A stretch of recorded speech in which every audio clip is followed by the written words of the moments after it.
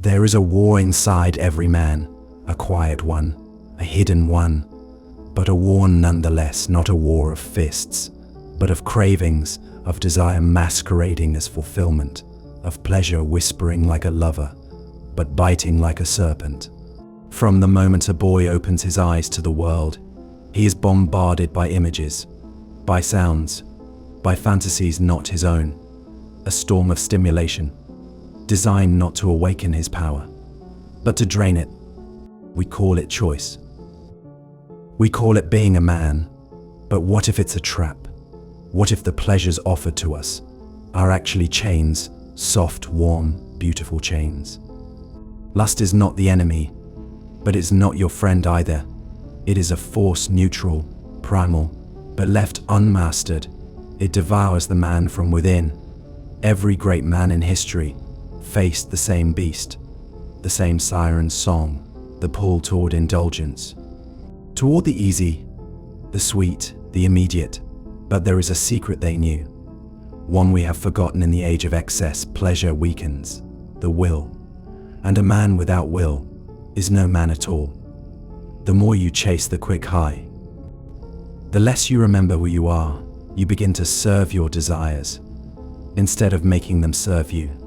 This is how kings become beggars, how warriors become watchers, how lions are tamed. Because lust doesn't want to be satisfied. It wants to rule. It wants your time, your vision, your mission, until there is nothing left but appetite. But what if you turned your back on it? What if you mastered your lust instead of obeying it? What if the fire within you could be aimed, not wasted?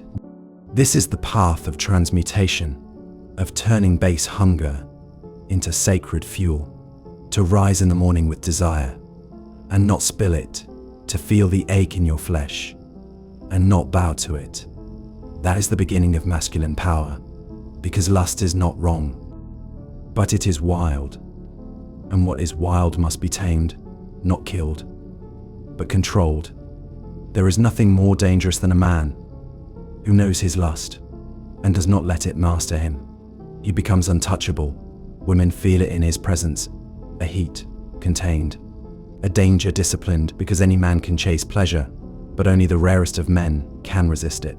We live in a world that mocks restraint. That tells you, if you don't act on every urge, you're repressed. But what if discipline is not repression? What if it is freedom? The man who denies himself, not from shame, but from purpose, does not grow weaker, he grows sharper, because every pleasure you deny sharpens the edge of your spirit, like a blade pulled from the fire, cooled in silence, ready for war. This is why lust, unrestrained, corrupts the masculine soul, not because sex is evil, not because pleasure is sin, but because indulgence kills your hunger for greatness. You were not born to chase dopamine. You were born to conquer dragons, to protect, to build, to embody fire, not burn in it.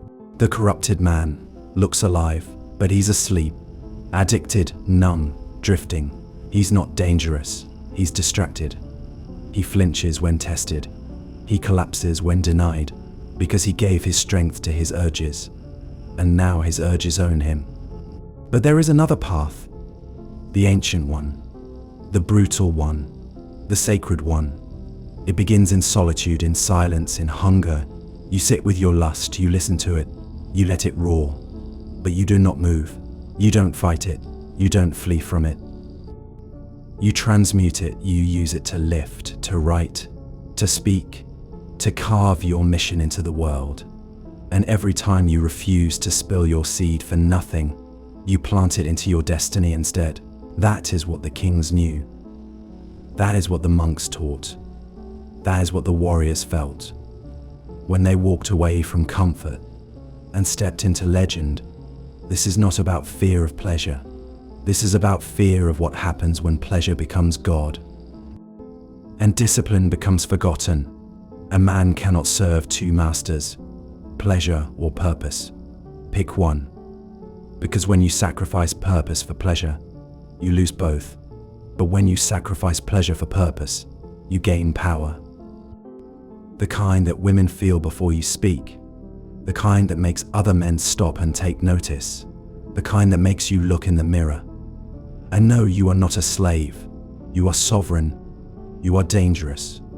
And not because you indulge in lust. But what is lust really? It is not merely desire, not a passing hunger for touch or thrill. Lust is the shadow of longing, the part of a man that seeks not just union, but escape from boredom, from emptiness, from the weight of being. When a man is ruled by lust, he is not pursuing beauty, he is fleeing himself. This is the corruption. Lust wears the mask of pleasure, but its roots are buried in pain.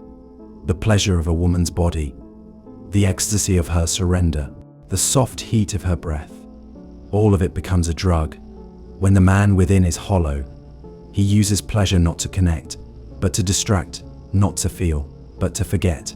And so, the masculine soul begins to rot. Because in chasing pleasure without purpose, man gives away the throne of his discipline. He kneels before sensation and calls it freedom. But no king who kneels to his impulses can ever rule. A man addicted to pleasure is not alive. He is sedated. Modern culture celebrates this sedation, encourages it, pornography at your fingertips, instant gratification on demand.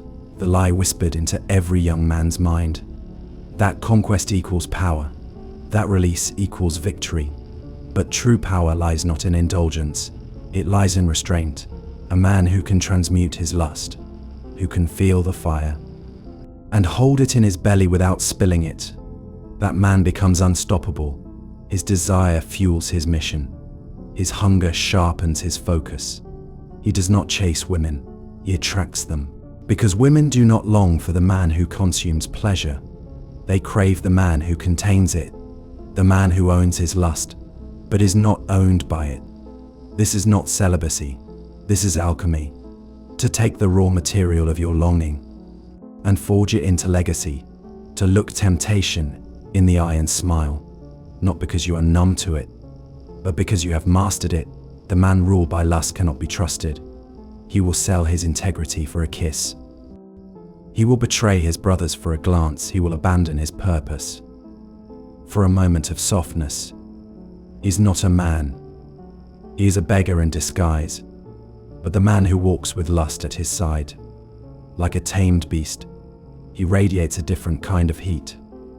One that does not beg, one that does not burn others, but ignites.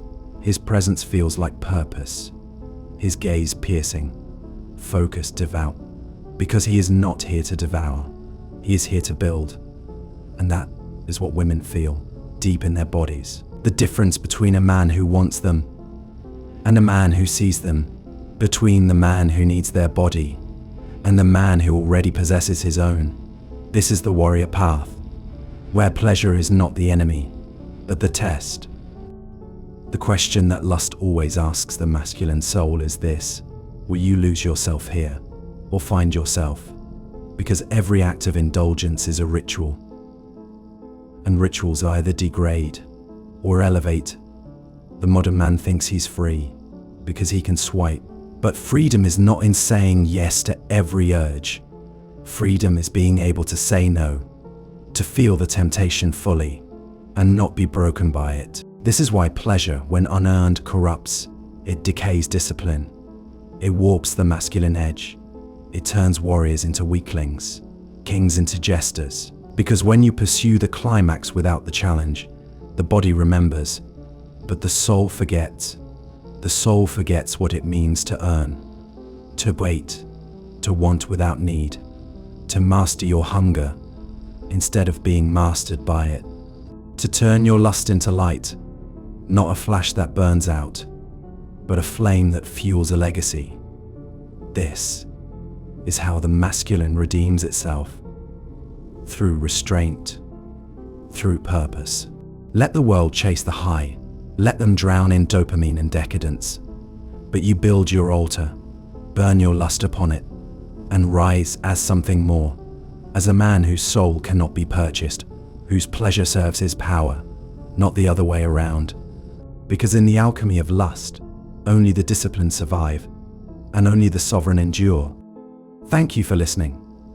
TrueAvalon is where we become better versions of ourselves with clarity.